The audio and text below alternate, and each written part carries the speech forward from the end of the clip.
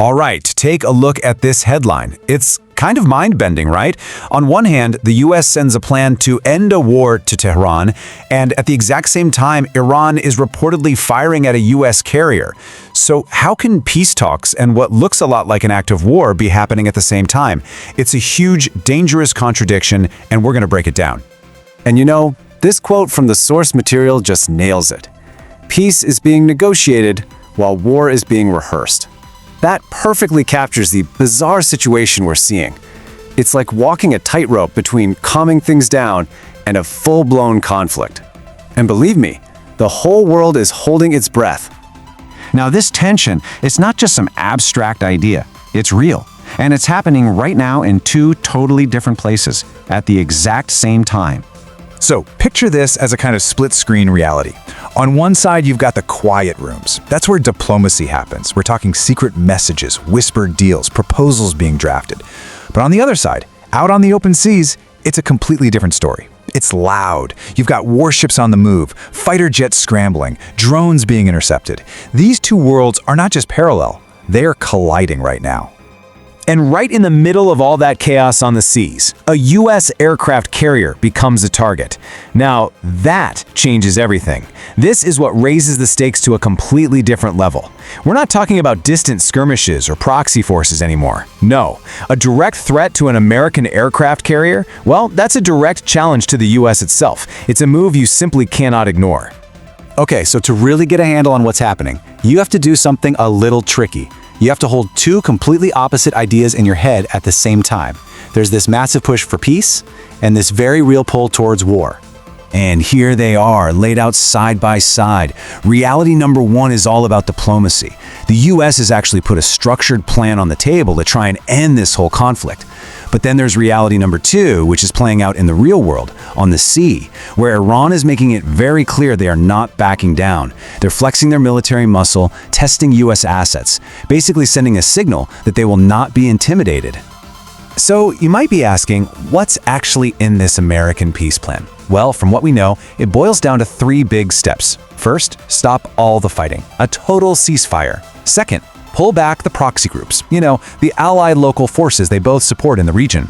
And finally, step three is to use that calm to open the door for much bigger, broader negotiations later on. It's basically a classic de-escalation ladder, step by step. Okay, so that's the million-dollar question, isn't it? If there's a real plan for peace on the table, why is Iran still posturing with its military?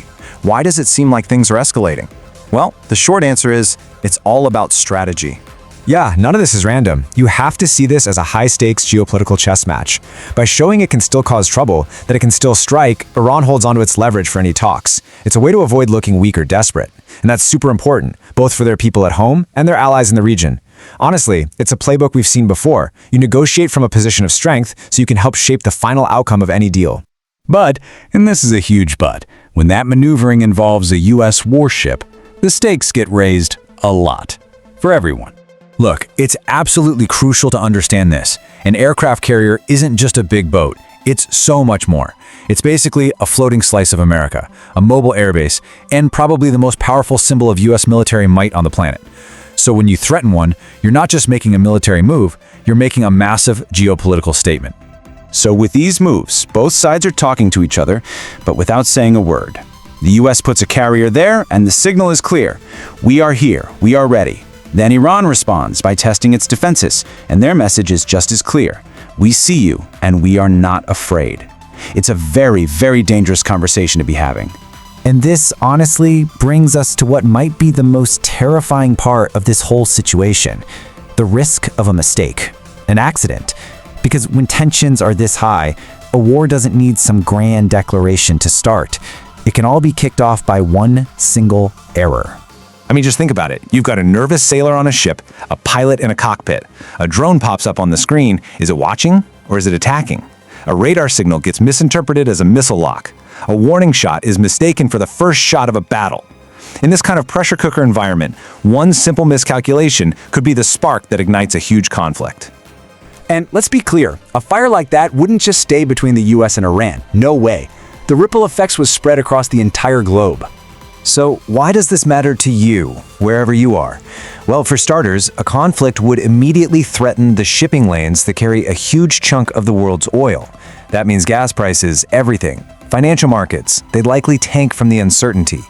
And it would throw that whole tangled web of alliances in the Middle East into total chaos. This isn't some far-off problem. It has the potential to impact all of us, directly. So, when you pull all these threads together, you end up right back where we started, at this unbelievably tense moment. We are, quite literally, standing on the brink. And if there's one thing to take away from all this, it's this. Peace and conflict are happening at the exact same time. It's not one or the other, it's both. You have the slow work of diplomacy and the rehearsals for war unfolding side by side. And that's what makes this crisis so dangerously unpredictable. And that means the next move, whether it's a pen signing a deal, a speech from a leader, or a single order given on the deck of a ship, that next move could change everything. It could tip the scales one way or the other. Which leaves us with one final, urgent question. Right now, we are watching two possible futures being written in real time. One is the story of diplomacy. The other is the story of escalation. So, which story wins? The one that ends at a negotiating table, or the one that ends in conflict? We're about to find out. Subscribe to my channel.